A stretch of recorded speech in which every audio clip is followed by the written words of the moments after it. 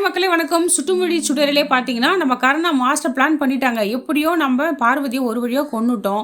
இந்த விஷயம் வேற அபிக்கு தெரிஞ்சு போச்சு. இவள எப்படியோ இதில மாட்டி வேணுமே என்ன பண்ணுறதுன்னு சொல்லிட்டு யோசனை பண்ணிட்டு இருக்கான். அந்த நேரத்தில அவனுக்கு யோசனை வருது. அபி அவனும் சண்டை போட்டுட்டு ஒரு கத்தி கையில வச்சுருப்பாள்ல, இத வச்சு நம்ம என்ன பண்ணலாம், பார்வதிய கொன்னுடலாம். எப்படியும் கைரேகை அதில தானே பதிஞ்சிருக்கும். ஈஸியா அபிய அரெஸ்ட் பண்ணிட்டு போயிடுவாங்க. நம்ம தப்பிச்சிடலாம்னு சொல்லிட்டு பிளான் பண்ணிட்டு இருப்போம். அதே மாரி அந்த கத்திய எடுத்துட்டு ஒரு டவல்ல கத்தி எடுத்துட்டு பார்வதிய குத்திடுறான். ஏற்கனவே அவள் செத்துட்டா இருந்தாலும் குத்தி வச்சிடறான். அவளை குத்திட்டு அந்த கத்தி அங்கே போட்டுடுறான். உடனே அபி வீட்டு டாக்குமெண்ட்டு நகை நட்டு எல்லாத்தையும் அங்கே செதறி கிடக்குது. எல்லாத்தையும் செட்டப் பண்ணி வச்சிடறான் அந்த கருணா. அபியை கத்திட்டு இருக்கா. யாருனா இருக்கீங்களா, கதவு தரங்க, அக்கா என்னாச்சுக்கா, பார்வதி அக்கான்னு அவளும் கத்திட்டு இருக்கா. அந்த டோரும் திறந்து விட்டுறான். அபி ஓடி பார்வதி ரூமில் கதறிட்டு இருக்கா. அக்கா என்ன காட்சி, உங்களை யார் என்ன பண்ணான்னு தெரியலையேன்னு சொல்லிட்டு அந்த கத்தி எடுக்க பார்ப்பா. அந்த நேரத்தில் நம்ம வெற்றியும் வந்துடுறான். வெற்றி வந்துட்டு அவனுக்கு ஷாக் ஆகிடுறான். அவனுக்கு என்ன சொல்கிறதே தெரியல. அக்கா இப்படி ஆகிப்போச்சே அப்படின்ட்டு உடனே கர்ணான்னு என்னாச்சு, ஐயோ என்னாச்சுன்னு தெரியலையே, என் பொண்டாட்டி யாரோ கொண்டுட்டிங்களே, அடி பாவி நீ தான் கொண்டுட்டியான்னு சொல்லிட்டு அப்படியே பழியை தூக்கி அபி மேலே போடுறாங்க. அபி அப்படியே ஷாக் ஆகி நிற்கிறா. சும்மா நடிக்கிற மாதிரி அபியை பார்த்து சிரிச்சுக்கிட்டு இங்கே அழுதுட்டு இருக்கான் இந்த கர்ணா. ஆனால் அவன் தாங்க கட்டின பொண்டாட்டிக்காக அழுகணும். ஆனால் இங்கே வெற்றி தான் அழுதுட்டுருக்கா. ஒரு அம்மாவா அக்காவா என்னை பார்த்துக்கிட்டீங்களே, நான் குழந்தையிலேருந்து எனக்கு சாப்பாடு போட்டு வளர்த்தீங்க, ஒரு பையன் மாதிரி என்னை பார்த்துட்டிங்களே, உங்களுக்கு இந்த நிலைமை ஆயிடுச்சேன்னு சொல்லிட்டு அழுதுட்டுருக்கான். இந்த நேரத்தில் அவனுக்கு என்ன சொல்கிறதுனே தெரியல. அவனை விட கட்டின புருஷனை விட இவன் தான் அழுதுட்டுருக்கான். அவன் நினச்சி பார்க்குறான், அக்கா எப்படிலாம் நம்மளுக்கு சாப்பாடெலாம் போட்டால் ஒரு அம்மாவை நம்மளை பார்த்துக்கிட்டாலே இப்படி ஆகிப்போச்சுன்னு சொல்லிட்டு கதறி அழுதுட்டுருக்கான். அந்த அழுதுட்டு இருக்க குழந்தைய அரவணைச்சு அழுதுகிட்டே இருக்கான் பார்வதியை பார்த்து. உடனே போலீஸும் வந்துட்டு யார் இந்த மர்டர் பண்ணதுன்னு விசாரிக்கிறாங்க. அந்த நேரத்தில் வெற்றி கொஞ்சம் கூட யோசிக்காமல் தான் மனைவி அபியை கையை கட்டிடுறாரு. அந்த நேரத்தில் அபி ரொம்ப ஷாக் ஆகுறாங்க. என்னடா இவ எதுவுமே கேட்காம, நடந்த விஷயம் எதுவுமே தெரியாமல் நம்ம புருஷன் நம்மளை கை காட்டுறேன்னு சொல்லிட்டு அபி வாயடிச்சு போய் நிற்கிறாங்க. பதிலுக்கு ஒரு வார்த்தை கூட பேசலைங்க. ஏன்னா இந்த நாடகம் எல்லாத்துக்கும் இந்த நாடகத்தை ஃபுல்ஸாக அரங்கேற்றது நம்ம கருணாகரன் தான்.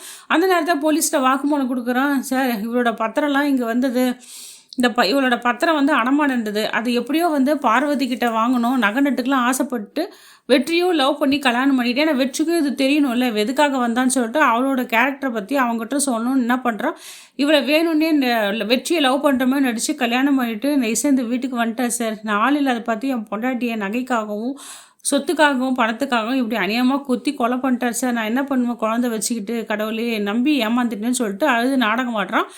போலீஸும் அபியை கைது பண்ணி எட்டுன்னு போயிடுறாங்க. அந்த நேரத்தில் ஒரு தடவை கூட தன்னோட மனைவி முகத்தை இந்த வெற்றி பார்க்கவே இல்லை.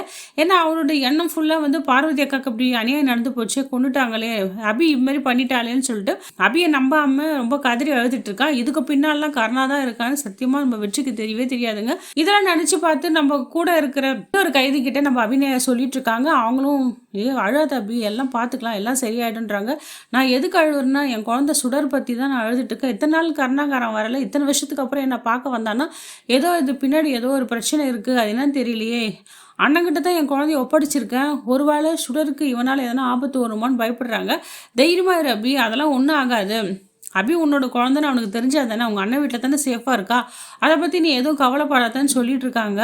ஆனால் அபிக்கு கண்டிப்பாக டார்ச்சர் இருக்கும். அந்த ஜெயிலில் சரோஜாவால் அவங்க எப்படியும் அந்த கருணாகரன் பார்த்துட்டு போனால அடுத்த முறையும் கருணாகரன் இவளை பார்க்க வருவான். அபிக்கு நல்ல ட்ரீட்மெண்ட் கொடுங்க, அவளை ரொம்ப டார்ச்சர் பண்ணுங்க, கொடுமைப்படுத்துங்கன்னு சொல்லிட்டு அந்த சரோஜா கிட்ட கண்டிப்பாக பணம் கொடுத்துருப்பான் இந்த கருணா. அதனால் பாவங்க நம்ம அபி யார்கிட்ட கஷ்டப்பட போகிறா தெரியல. ஒரு பக்கம் தான் குழந்தைய இங்கே அனாதையாக விட்டுட்டு இருக்கா, அவன் நினப்பை பற்றி அழுதுட்டு இருக்கா. ஒரு பக்கம் கண்டிப்பாக இந்த ஜெயிலரை அபியை மட்டும் பர்டிகுலராக கண்டிப்பாக டார்ச்சர் பண்ணிக்கிட்டே தான் இருப்பா. இவ்வளோ விஷயத்த எப்படி அபி சமாளிக்க போகிறான்னு தெரியல. சுடரும் அருண்கிட்ட ரொம்ப க்ளோஸ் ஆகி ரொம்ப பழகுறாங்க.